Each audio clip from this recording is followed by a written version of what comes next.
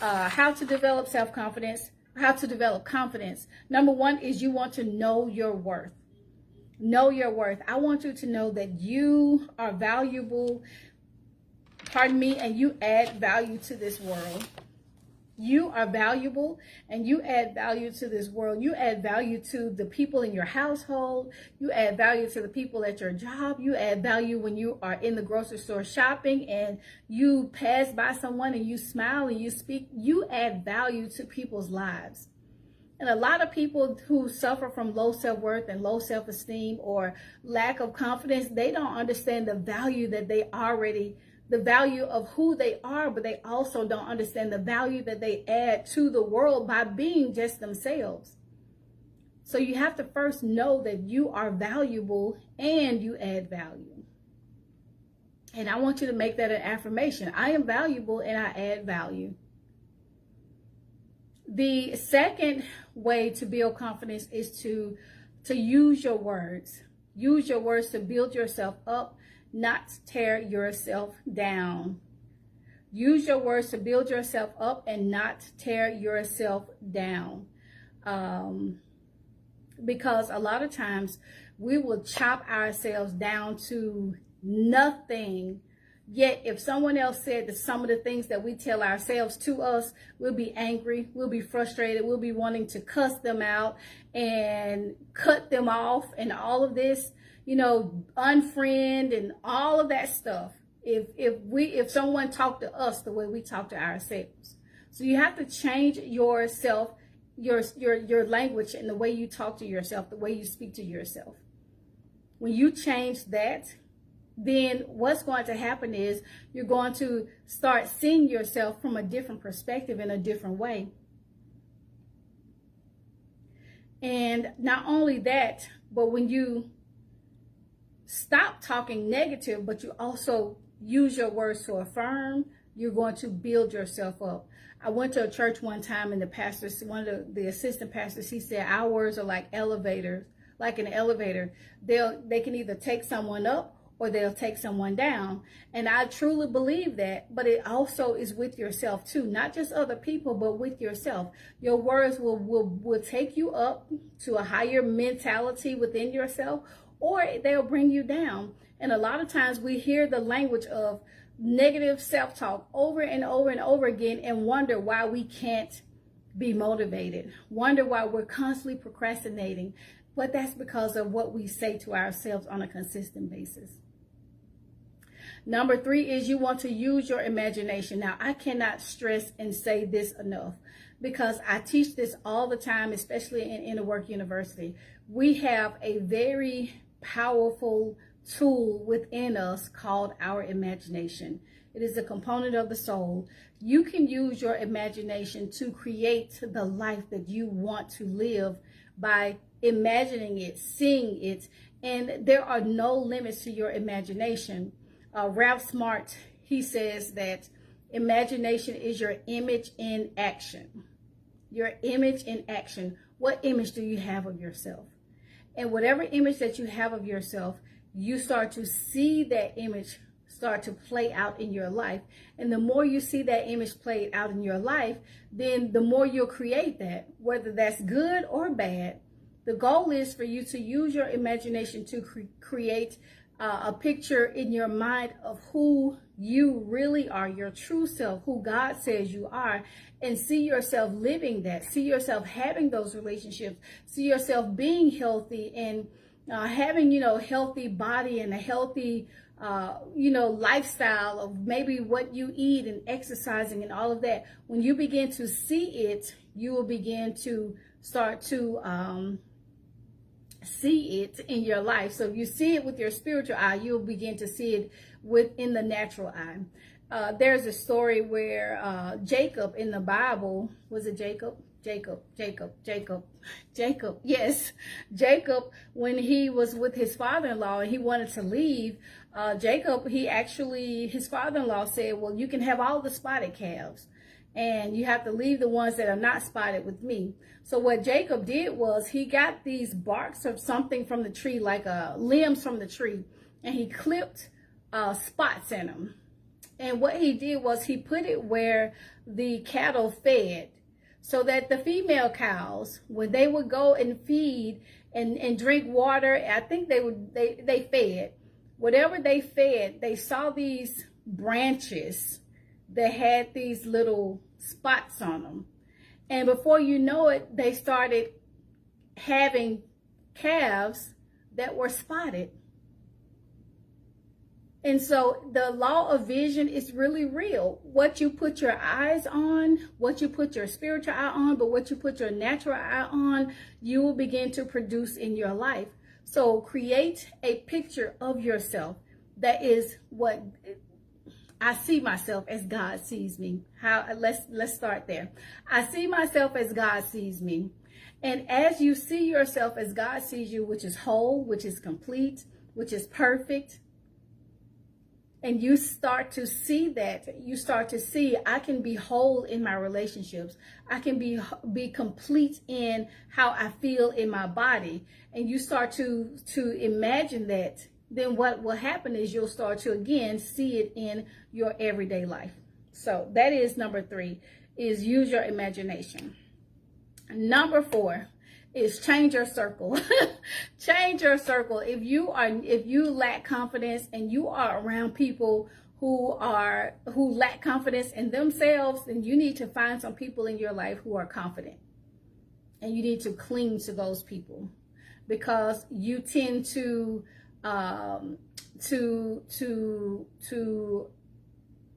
shift to the people that's most in your life. You tend to speak the same languages. You tend to, have the same interests of the people of the top. What is it? I think they said the top 5 people in your life are indicators of the life that you're going to live, or the life that you're currently living and will live. So you need to change the people in your life. Confident people attract confident people. And if you are working towards building confidence, then find yourself a confident person to be around and chat with, and ask them questions like, what gave you confidence? I know for me, I always ask people, especially people who are successful in business, I ask them tons of questions, because I want to know, what gave you the mindset, or when your life started to shift and change, or when you started to make this amount of money, how did that make you feel? I want to know what their mindset is, because they are in a space where I want to be. And if I'm going to get there, I need to know the mental capacity that is necessary to be there. And it's the same thing with the people that you find in your life who are confident. It takes a mental capacity to get to a space where you are truly confident, you truly accept yourself as God sees you, and you see yourself as God sees you, and you love yourself as God loves you. But there are also people in your life that can offer you some insight in that as well, because we don't always know what things look like until we see it with other people. And this is not to cover what other people have, because I'm going to talk about that next, not comparing yourself to other people. But when you see someone who's confident, you want to know, well, how did you get that confident? What did you do? Who were you around? How did this happen for you? So that is number 4. Number 5 is stop comparing yourself to other people.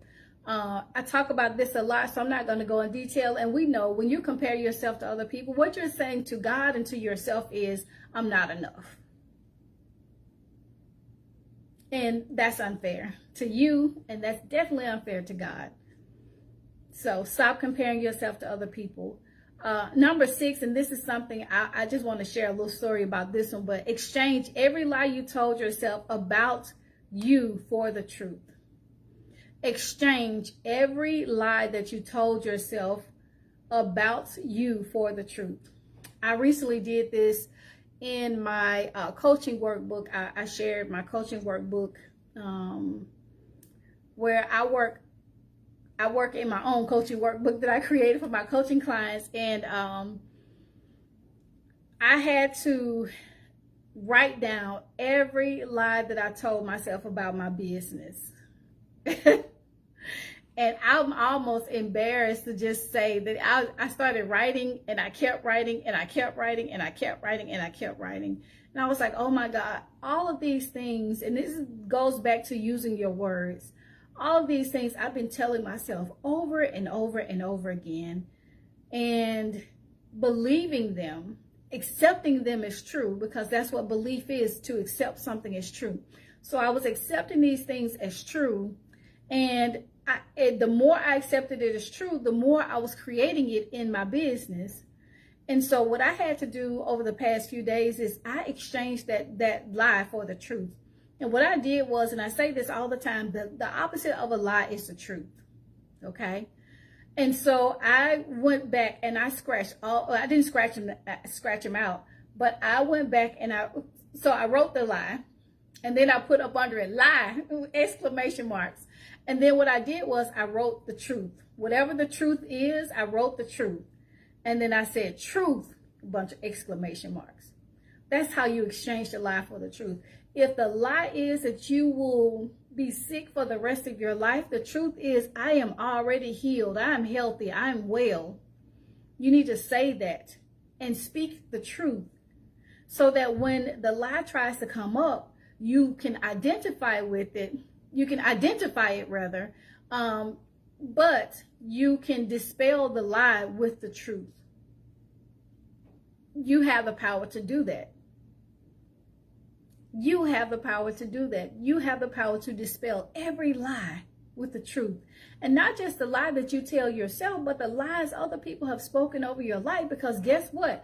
People have spoken lies over your life because they were jealous of you. People have spoken lies over your life because they saw something in you. They saw your light and wanted to dim your light.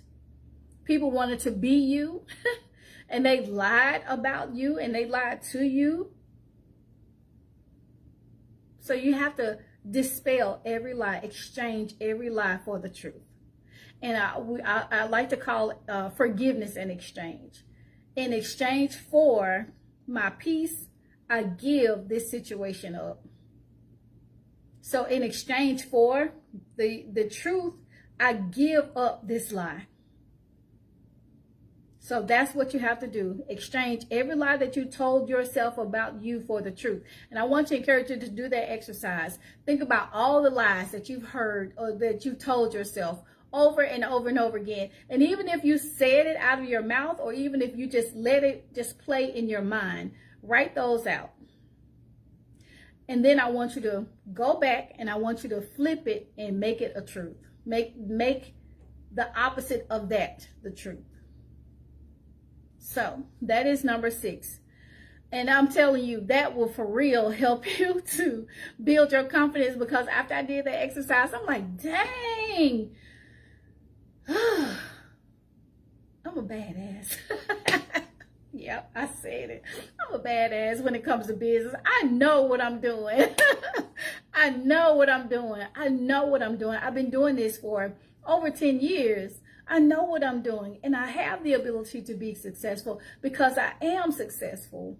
I teach powerful and amazing classes, and people are coming in droves to take the classes because I have what they need to help them heal, to help them honor, empower, accept, and love themselves. And that within itself built my confidence. That exercise built my confidence so much so to where I feel so much better just showing up even now, even though I had to cancel class yesterday and show up again, show up today at this late hour and stuff like that. I feel so good and feel so confident. Whereas sometimes I would have doubt in my mind. And I know that I'm going to have to visit that exercise over and over and over again. And I'm going to have to continue to tell myself the truth over and over and over again. Consistency and repetition will change your life. So that is number 6. Number 7 is do more of what makes you happy. If something makes you happy, like authentically happy, do more of that. Okay. Number 8 is set goals and work diligently to achieve them. If you ever want to have some confidence, set a goal and work towards achieving that goal. And what's going to happen is those little milestones, you're going to find yourself like really feeling good, but also celebrating. The Bible says when the Ark of the Covenant was successfully moved, David celebrated. He danced out of his clothes. They had a failed attempt before, but then when they did it again, so they did it again. When they did it again and it was successful, David danced. He celebrated his success. He set a goal and he achieved it. And when he achieved it, he celebrated it. That's a way to build your confidence. Another one is number 9, celebrate yourself often. Celebrate yourself often. And number 10 is try new things. Try new things, whether it's a new hobby, whether it's a new adventure, whether it's a new recipe. Try something new. I love trying new recipes. I will try a new recipe really quick. Like I sometimes go on TikTok and look for certain recipes just so I can try it. So try something new. So those are all that I have. I'm going to give you those one more time before I leave. And again, we are getting into really deeper conversations over the next few days. Again, God confidence, prayer confidence, work confidence, or work/career confidence, body confidence, self-confidence. And then there's one more, but I can't think of it right now. But with that, these are 10 ways for you to start today to build your confidence in any area of your life. Number 1, know your worth. Number 2, use your words to affirm yourself. Number 3 is use your imagination. Number 4 is you want to change your circle. Number 5, stop comparing yourself to other people. Number 6, exchange every lie you told yourself about you for the truth. Number 7, do more of what makes you happy. Number 8, set goals and work diligently to achieve them.